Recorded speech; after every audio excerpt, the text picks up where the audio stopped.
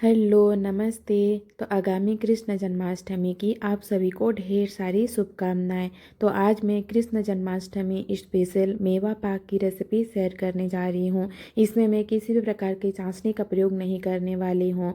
बिना चीनी के आज मैं मेवा पाक बना रही हूँ, जो कि खाने में बहुत ही स्वादिष्ट बनी थी और ये बहुत ही हेल्दी होती है, जो कि कृष्ण भगवान जी को बहुत ही प्रिय है। बहुत कम समय में आप इसे घर पर बनाकर तैयार कर सकते हैं। तो वीडियो को लास्ट तक ज़रूर देखिएगा।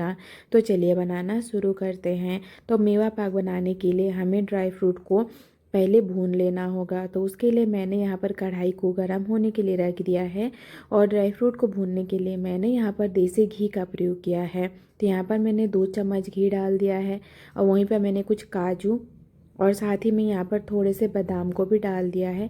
इन दोनों को हमें 1 से 1.5 मिनट के लिए भून लेना है। बहुत ज़्यादा नहीं भूनना है, बस हल्का सा कलर चेंज हो जाए उतने में ही हमें इसे निकाल लेना है। तो यहाँ पर काजू और बादाम बहुत ही अच्छे से भून चुकी है। अब हम इसे एक प्लेट में या एक कटोरी में निकाल लेंगे। तो उसी कढ़ाई में थोड़ा सा घी बच गया था, तो उसी में मैंने मखाना को भी डाल दिया था, लगभग 1 कटोरी के आसपास। उसे भी अब हमें अच्छे से भून लेना है। तो यहाँ पर मखाना को भी मैंने बहुत अच्छे से भून लिया है, उसे भी एक कटोरी में हमें निकाल लेना है। तो यहाँ फिर से मैं 1 चम्मच घी का प्रयोग कर रही हूँ। तो घी गर्म हो गई है, तो अब मैं यहाँ पर 1 कटोरी नारियल का जो बुरादा आता है उसे डाल रही हूँ और साथ ही में 2 बड़े चम्मच खसखस डाल दूँगी। यहाँ पर गैस मैंने बंद कर दिया है। कढ़ाई का जो हीट है उसी में ही ये दोनों बहुत अच्छे से भून गई थी। तो इसे भी मैंने 1 कटोरी में निकाल लिया है। तो यहाँ पर मैंने कुछ किशमिश, बादाम और काजू को जो हमने भून के रखा था वो डाल देना है और साथ ही में मखाना। इन सभी चीज़ों को हमें दरदरा पीस लेना है, बारीक नहीं पीसना है, बिल्कुल दरदरा ही हमें इसे पीसना है। तो देखिए मैंने इसे बहुत दरदरा पीस लिया है। अब हम यहाँ पर नारियल और खसखस डाल देंगे, जिसे हमने पहले ही भून के रखा था। साथ ही में मैंने यहाँ पर कुछ पिस्ता को भी बारीक काट के डाल दिया है और यहाँ पर मैंने इलायची का पाउडर नहीं था, तो इलायची का जो बीज होता है उसी को मैंने तोड़कर उसका अंदर वाला बीज का प्रयोग किया है। और इन सभी चीज़ों को हमें बहुत ही अच्छे से मिक्स कर लेना है। और सबसे ध्यान देने वाली बात यह है कि हमें इसे माप के बनाना है। क्यों, इसको मैं आगे बताने वाली हूँ। तो देखिए यहाँ पर लगभग यह 2 कटोरी और थोड़ा सा है, मतलब कि 2.5 कटोरी के आसपास यह ड्राई फ्रूट का पाउडर बनकर तैयार हुआ है। तो यहाँ पर अब हम गुड़ का प्रयोग करेंगे। तो आपका ड्राई फ्रूट का पाउडर जितना होगा उसका आधा हमें गुड़ का प्रयोग करना है।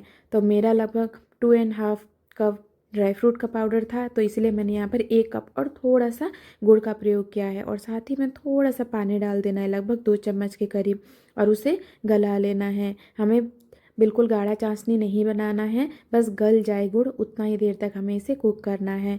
साथ ही में हमने जो ड्राई फ्रूट को पीस के रखा था उसे डाल देना है और बस मिक्स कर लेना है। अब हमें गैस को बंद कर देना है। तो देखिए यहाँ पर बहुत ही अच्छे से यह पाक बन गई है। तो एक प्लेट में मैंने पहले से ही घी लगा के रख दिया था, तो उसी प्लेट में अब हम पाक को रख देंगे, मतलब ड्राई फ्रूट को हमें रख देना है। अब एक चम्मच की सहायता से चारों तरफ बहुत ही अच्छे से हमें फैला लेना है। हमने प्लेट में घी का प्रयोग किया है, इसलिए नीचे से बिल्कुल भी नहीं चिपकेगी। और एक चम्मच की सहायता से दोबारा से मैंने इसे बहुत अच्छे से सेट कर लिया है। और ऊपर से मैंने थोड़ा सा सफ़ेद वाले तिल का प्रयोग किया है, बिल्कुल ऑप्शनल है, आप इसका प्रयोग कर भी सकते हैं, नहीं भी कर सकते हैं। और फिर से मैंने हल्के से दबा दिया है ताकि तिल अच्छे से चिपक जाए। और इसे ठंडा होने के लिए मैंने लगभग 15 मिनट इसे ऐसे ही छोड़ दिया था। तो 15 मिनट हो चुका था, तो इसे अब हम अपने शेप के अनुसार कट कर लेते हैं। आप अपने अनुसार इसे किसी भी प्रकार का शेप दे सकते हैं। तो यहाँ पर मैं बिल्कुल काजू की शेप में इसे काट रही हूँ। तो काटने से ही पता चल रहा है कि देखिए कितनी सुंदर बनकर और कितनी सॉफ्ट बनकर तैयार हुई है और बिल्कुल भी नहीं टूटी है। तो यहाँ पर हमारी यह मेवा पाक बनकर बिल्कुल तैयार हो चुकी है। आप भी इस रेसिपी को एक बार ज़रूर ट्राई कीजिएगा।